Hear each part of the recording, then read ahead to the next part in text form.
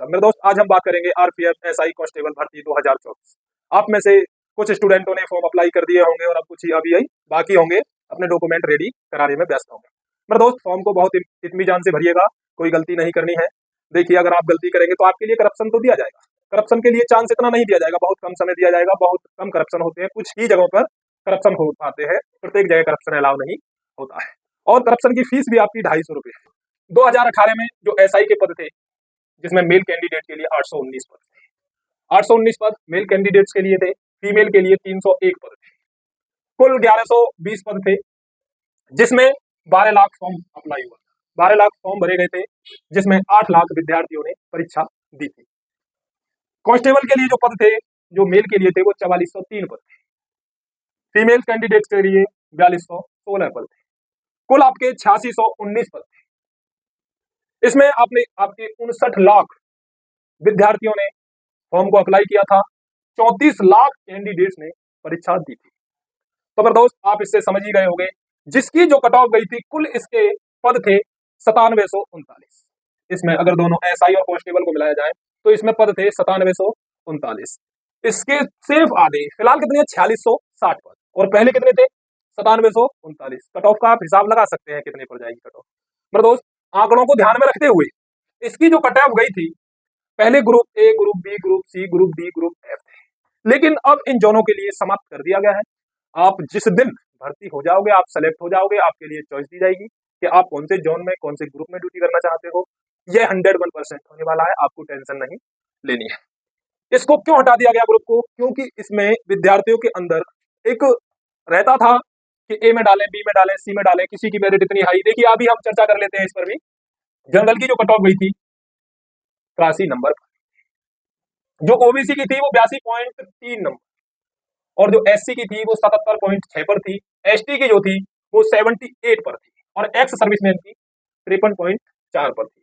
We और सी, group A और group B और सी में, इसमें केवल 1-2 नंबर प्लस माइनस थे, -2 +1 ऐसे करके थे बीसीडी में। डी में देख मेरे दोस्त, क्यों हटाया गया? इसीलिए हटाया गया, जो मैं तेरे को अभी बता रहा था कि group A, B, C, D को क्यों हटा दिया गया, वो इसी वजह से हटा दिया गया, क्योंकि यहाँ जो विद्यार्थी 83 नंबर लेके आ रहा है, उसको यहाँ ग्रुप डी में 117.31 नंबर लाने पड़ रहे थे, जिसने ग्रुप डी में फॉर्म अप्लाई किया था।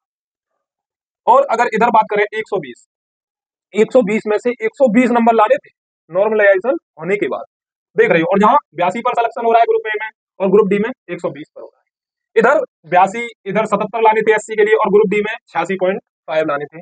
इधर 78 थे तो इधर 82 थे, इधर 53 थे तो इधर 52 थे। साथ ही बात करते हैं फीमेल कैंडिडेट। इधर मेल के लिए 53 नंबर लाने पड़ रहे थे ग्रुप ए में, फीमेल के लिए 57, ओबीसी को 55, एससी को 49, एसटी को 50। ये फीमेल, ये मेल। मेरे दोस्त, डी में देखते हैं, इसको 74.5 जनरल को लाने पड़ रहे थे फीमेल के लिए, अगर ग्रुप डी में बात करें। और इधर देखिए मात्र 57, ग्रुप ए में 57 और इधर 74.5, 54, 68, 57, देख रहे हो ना। इसलिए ग्रुप को आपको समाप्त कर दिया गया है। जब आपका सिलेक्शन हो जाएगा तो आपकी बाद में चॉइस के अनुसार आप जहां ड्यूटी करना चाहते हो वहां अप्लाई हो जाएगा।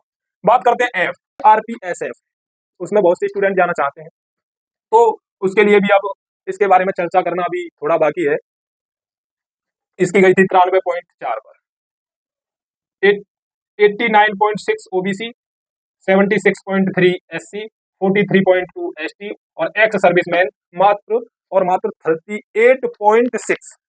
ठीक मेरे दोस्त, आपको इससे अनुमान लग गया होगा कि 120 में से 120 लाने पड़ रहे थे नॉर्मलाइजेशन के बाद। अगर हम बात करते हैं 2024 की, 2024 की अगर हम बात करते हैं तो एसआई के 452 पद हैं। वही बात करते हैं कांस्टेबल की, तो इसके 4208 पद है। कुल आपके 4660 पद है, 4660, जबकि 2018 में इतने पद तो केवल मेल कैंडिडेट्स के ही थे। अगर कांस्टेबल के जो 4208 पद है, इतने तो मेल के ही हैं, फीमेल के हैं कांस्टेबल के 4216, कुल 4660 है, और यहाँ कुल थे 9739। मेरे दोस्त, दूनी का अंतर है पूरा। इसलिए इसमें अगर हम बात करें फॉर्म कितना पड़ेगा, कितना अप्लाई होगा, कम से कम 60 से 70 लाख फॉर्म पड़ेगा। कन्फर्म मान लेना मेरे दोस्त, 60 से 70 लाख फॉर्म पड़ेगा। अब तू हिसाब लगा, पहले कितना पड़ा था, 59 लाख फॉर्म, और अब कितना पड़ेगा, 60 से 70 लाख, कितने पद पर 4200 पर, और जहां कितने पर पड़ रहा था ये 8600 पर। जबकि आज वैकेंसी कम है तब फॉर्म ज्यादा अप्लाई होगा, उस समय वैकेंसी ज्यादा थी तो फॉर्म कम अप्लाई हुआ था। जबकि आज के दौर में वैकेंसी इनसे दूरी निकालनी पड़ती जब कहीं जाके व्यवस्था बन पाती।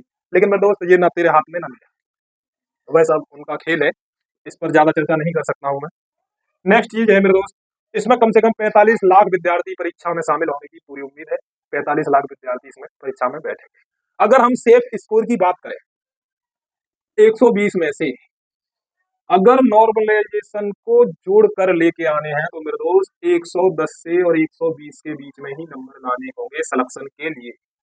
अगर फाइनल सिलेक्शन लेना है ना मेरे दोस्त, नॉर्मलाइजेशन सहित 110 से 120 लेके आने हैं, क्योंकि 2018 में भी देख ले 120 थे डी ग्रुप के, 2018 में अगर देखेगा तो 120 थे। आज भी कम से कम 110 से 120 लेके आने हैं। इसलिए मेरा कहने का मतलब आप इस वीडियो से समझ गए होंगे कि आपका सेफ स्कोर क्या रहने वाला है, 2018 में क्या था और अब 2024 में क्या है। 2018 में बहुत सारी वैकेंसी थी जब फॉर्म बहुत कम अप्लाई हुए थे, और आज वैकेंसी उसकी आधी 1/2 है, तब फॉर्म डबल पड़े। तो इससे आप अंदाजा लगा सकते हैं कि मेरिट कितनी हाई जाने वाली है। इसलिए अपनी जीतोड़ मेहनत कीजिए और अपना अच्छे से तैयारी कीजिए, अपने सिलेक्शन को क्लियर कीजिए, अपने रास्ते को बिल्कुल साफ कीजिए, आपको कोई रोक ना सके जॉब देने से। मैं दोस्त 2018 और 2024 में इतना ही अंतर है जितना कि आप अंदाजा लगाओ। पहले ना मोबाइल इतने थे, ना इतना क्रेज था पढ़ाई का, ना इतना कुछ था, ना इतनी नेट की व्यवस्था थी। आज तो नेट अंधाधुंध है, बच्चा तमाम क्लास लिए जा रहा है, तमाम अच्छे से पढ़ाई कर रहा है। इसलिए मेरे दोस्त अपने आप को पक्का कर और पढ़ाई से जी तोड़ मेहनत कर और जुट जा पढ़ाई में। अगर इससे संबंधित आपकी कोई क्वेरी है आरपीएफ एसआई कांस्टेबल को लेकर, तो मेरे कमेंट बॉक्स में आप एसएमएस के माध्यम से आपकी मैं सवाल का जवाब देकर संतुष्ट करने की कोशिश करूंगा। ओके मेरे दोस्त, मिलते हैं नेक्स्ट वीडियो में, जब तक के लिए धन्यवाद।